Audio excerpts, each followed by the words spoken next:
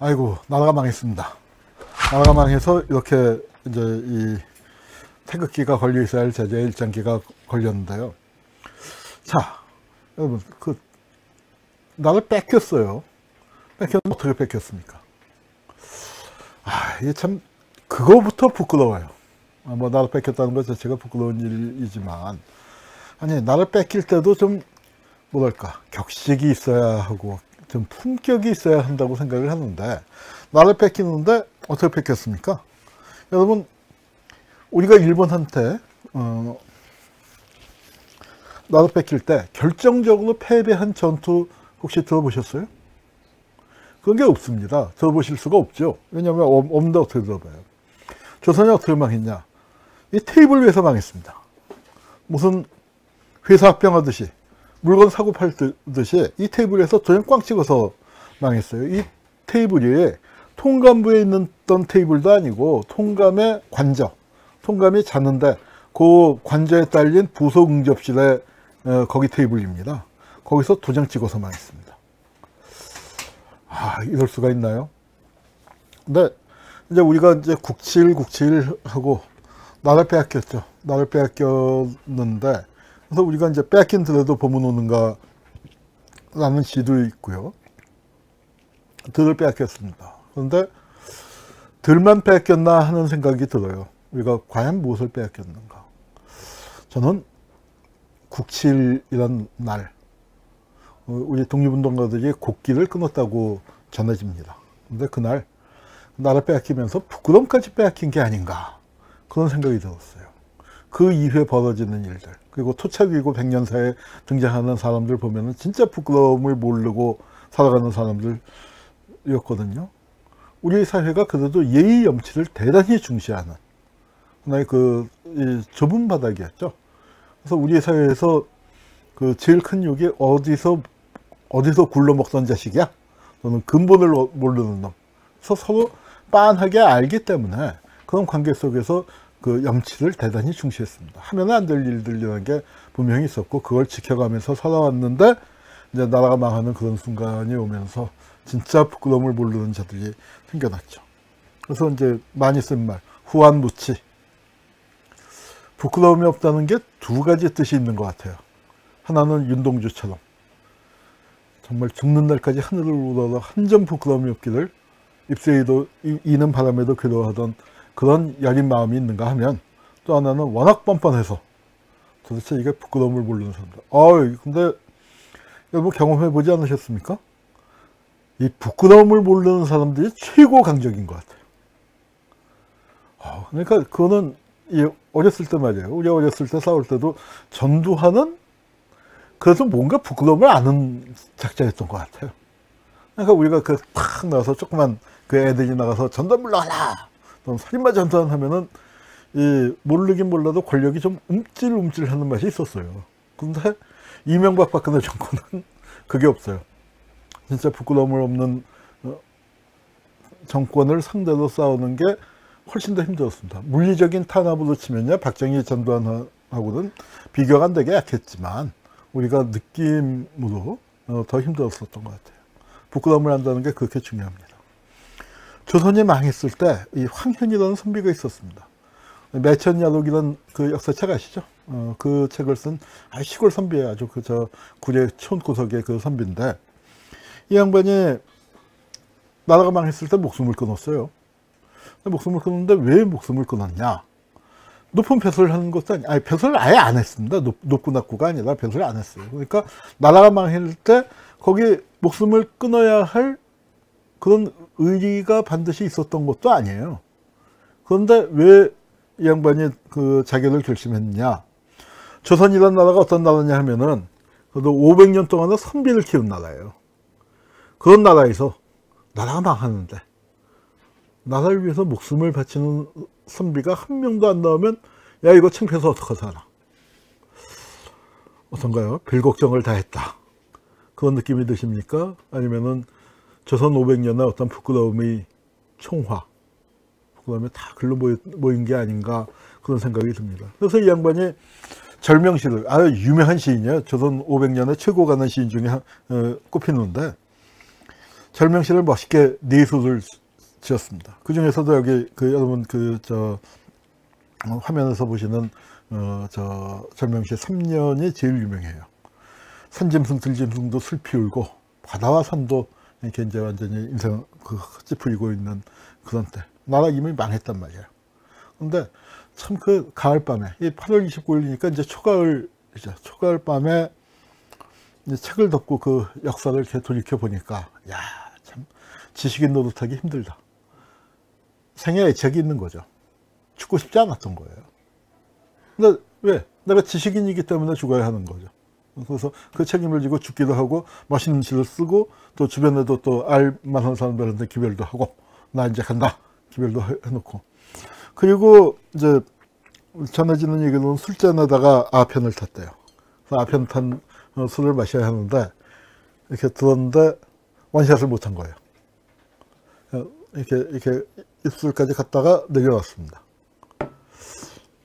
근데 어때요? 쪽팔리잖아요. 다시 들었는데 못 마시겠는 거예요. 또 내려놨어. 그러다가 세 번째에 가서 이제 마셨다는 겁니다. 세 번째에 가서 이제 원샷을 하고 동생한테 사람이란 게 이렇게 어리석은가 봐. 내가 이렇게 폼나게 죽으려고 이렇게 다 해놓고서 이거 한 잔이 이게 안 넘어가네. 그죠? 그러면서 이제 죽어갔다는 얘기가 있습니다. 참 마음 아픈 게 그 얘기를, 이렇게 황현은 나라가 망할 때 죽었고요. 그 얘기를 전해 들었었던 동생은 35년 뒤에 해방을 불과 몇 달 앞두고 그 몇 달을 못 버티신 거예요. 그래서 우물에 뛰어들어서 목숨을 끊었습니다. 노인네가. 그래서 형제가 이제 나라의 어떤 망하는 것과 나라를 찾는 그 타이밍을 장식을 했는데요. 이제 황현 선생은 그렇게 가셨고, 박은식 선생, 우리 이 한홍구의 역사통을 처음 시작할 때 박은식 선생님께 편지를 쓰는, 영상 편지를 썼었는데요. 우리 박은식 선생님이 한국통사 썼다는 건 잘 아실 거고, 또 쓴 책 중에 몽배 금태조라는 책이 있습니다. 꿈에 금나라 태조를 배웠다 하는 거죠. 배알했다, 배웠다 하는 건데, 이 금태조를 지금 우리는 여진을 우리하고는 다른 민족으로 생각하지만 박은식 선생은 좀 독특하게 여진도 우리의 큰 동의의 이제 한 그룹으로 생각을 했어요. 그리고 꿈에 금태조를 배우고서 조선이 왜 망했는가, 그리고 어떻게 하면 찾을 수 있는가를 그 얘기를 이제 그 한 수 배우는, 가르침을 받는 그 대화를 얘기했습니다. 그 대화를 얘기했고, 거기서 금태조가 강조하신 게 역사 교육을 해야 한다. 역사를 알고 있으면은 거기서 우리가 그 나라를 다시 찾을 힘이 거기서 나온다. 이제 그런 말씀하셨죠. 그래서 금태조하고 대화를 나눴는데 그 대화를 기록한 거 박은식 선생 자신이죠. 뭐라고 이름을 붙였냐면 무치생이라고 이름을 붙였습니다. 무치생. 부끄러움을 모르고 살아있다는 얘기죠. 나라가 망했으면은 황현처럼 따라 죽는 게 마땅한데 부끄러운 줄 모르고 내가 아직 살아있어. 그렇게 하고 있어요. 옛날도 아니죠. 1975년도에 동아일보 광고 탄압 사태가 있었죠. 그때 사람들한테 이제 많이 화제가 됐었고, 저도 어렸을 때인데, 중3에서 고1 올라간 그때인데, 보고서 울컥했었던 광고가 있습니다. 서울법대 몇 회인지 모르겠는데, 서울법대생들이, 동기생들이 돈을 모아갖고 광고를 냈는데, 뭐라고 했냐면, 배운 대로 실천하지 못하는 부끄러움을 이렇게 광고합니다 하는 이제 광고가 있었습니다. 그렇게 이제 우리들은 부끄러움이란 것이 우리 주변에 있었죠. 근데 진짜로 부끄러움을 모르고 살았던 사람이 또 있어요. 누구냐면 장지현 아시죠? 을사늑약이 맺어졌을 때 시일야 방송되고 울서서 우리 2천만 동포의 가슴을 울렸었다. 죽었느냐 살았느냐 우리 2천만 동포요. 그게 울부짖었습니다. 그 장지현은 어떻게 됐을까요? 어디서 독립투쟁하지 않았을까요? 그렇게 했을 거라고들 다들 기대를 했는데 안 그랬습니다. 경남일보, 그 다음에 매일신보 이런데 장지현의 친일시나 친일 논설이 한두 편도 아니고 700편이 넘게 있습니다. 700편. 이거 어떻게 하면 좋습니까? 그 장전이에요. 다른 장전이 아니고. 동명이인이 아니고. 그래서 실내 방송대국으로 당연히 독립이공제에 올랐었죠. 그러다가 사원이 취소가 됐습니다. 자, 쭉 우리가 일제 밑에서 치욕을 당하면서 살았는데, 일제 말기에 우리 시인 윤동주 기억하시죠? 윤동주 시인. 자, 참회독이라는 시를 썼고요. 그 다음에 또 쉽게 쓰여진 시란 시가 있죠. 인생이 참 살기 어려운 건데 시가 이렇게 쉽게 쓰여진다는 건 부끄러운 얘기다. 도대체 윤동주가 뭘 잘못했길래 그렇게 참회서까지 썼어야 할까요? 이거네요, 이거. 히라누마 도슈. 윤동주라는 이름이 지어지고 히라누마 도슈가 됐습니다. 창씨개명. 그 당시에요. 70%쯤 했습니다. 우리 청취자 여러분의 할아버지 할머니들 되게 다 하셨어요. 안 하고는 못 배겠습니다. 워낙 달달달달 볶았기 때문에. 웬만한 사람들 다 하는 거였고, 윤동주도 간도에 살다가 조선에 와서 학교 다니고 일본의 대학으로 진학하려니 뭐 기차표 한 장을 끊을 수가 없었거든요. 그러니까 그 창씨 개명을 했는데 그게 이제 이렇게 그 마음에 계속 맺혀 있었던 겁니다. 한 점 부끄러움이 없기를 해야 하는데 5점을 찍었죠. 그리고 그 시에서 또 쓴 게 뭡니까? 우리가 또 얼마나 이런 참회독을 또 써야 할까? 참회독을 또 써야 할까? 이제 그런 이제 얘기를 했었었는데요. 자, 이 윤동주의 부끄러움을 우리가 생각해 보게 됩니다. 또 부끄러움에 대해서 우리가 생각해 보게 만든 분이 계세요. 일본군 위안부 할머니입니다. 김윤심 할머니. 김학순 할머니 돌아가셨을 때 제일 먼저 달려가서 그 조문을 하셨던 김학순 할머니가 커밍아웃을 하니까 바로 커밍아웃을 하셨어요.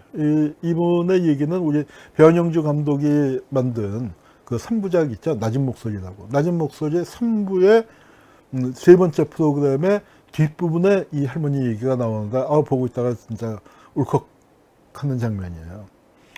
이 할머니의 따님이 청각장애인입니다.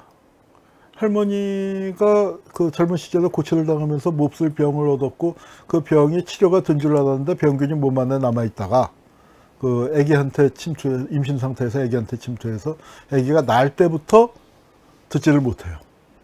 그러니까 그걸 알고서 할머니는 그 아이를 안고 도망쳤습니다. 왜냐면 그 당신의 과거가 드러나게 될까봐. 애가 왜 듣질 못하냐 그걸 하다가 그렇게 해서 이제 애를 키웠는데 이 할머니가 쓴 수기가 제목이 이거예요. 부끄러운 건 우리가 아니고 너희다.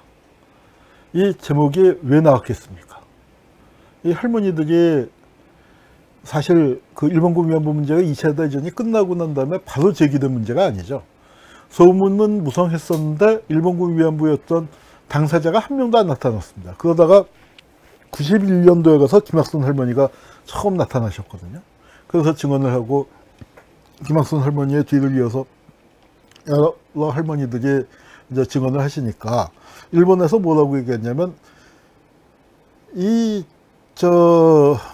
여자들이 말이야, 이 할머니들이 말이야 부끄러운 줄도 모르고 여태까지 가만히 있다가 일본이 돈을 버니까 일본이 부자 나라가 되니까 그 돈 뜯어내려고 부끄러운 줄도 모르고 그게 무슨 자랑거리라고 그렇게 떠들고 다니냐 이렇게 진짜 모질게 얘기를 했거든요.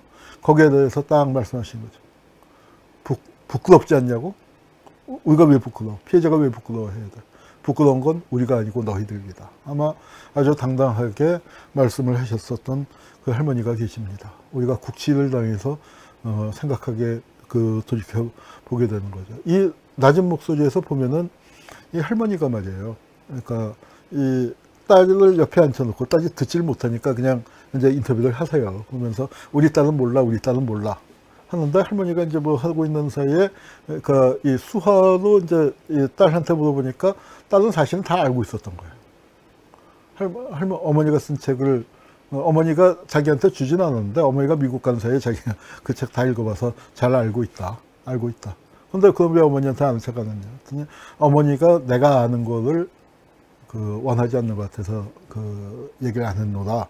얘기를 하는데 진짜 뭐랄까 기분에 카메라도 울컥하는 듯한 그런 느낌이 드는 그 장면이었습니다.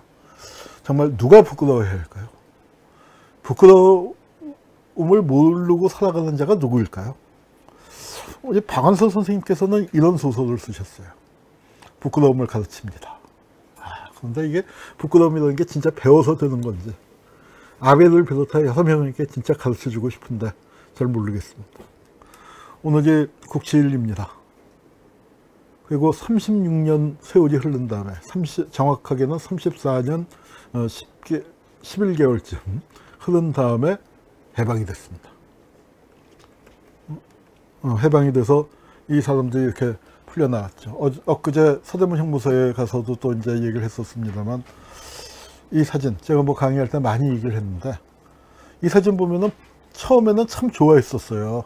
이게 진짜 시문의 그날이 오면이라고. 근데 요즘은 이 사진을 소개하기가 부끄럽습니다. 왜냐하면 제 별명이 빌걸다 기억하는 역사학자인데, 빌걸다 기억하는 역사학자조차 이 사진 속의 주인공이 어디로 가는지를 모릅니다.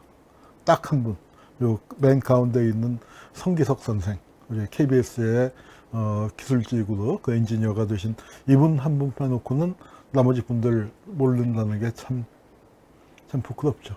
그 부끄러움의 역사가 아직까지 이어지고 있는 겁니다. 오늘만 부끄러운 날은 아니었습니다. 우리에게는 그 이후 74년에 일제 36년의 부끄러움을 씻질 못하고 그 부끄러운 역사가 이어지고 있습니다. 그것이 바로 토착외국 100년사입니다. 토착외국 100년사에 대해서는 잠시 후에 길게 이야기를 나누도록 하겠습니다.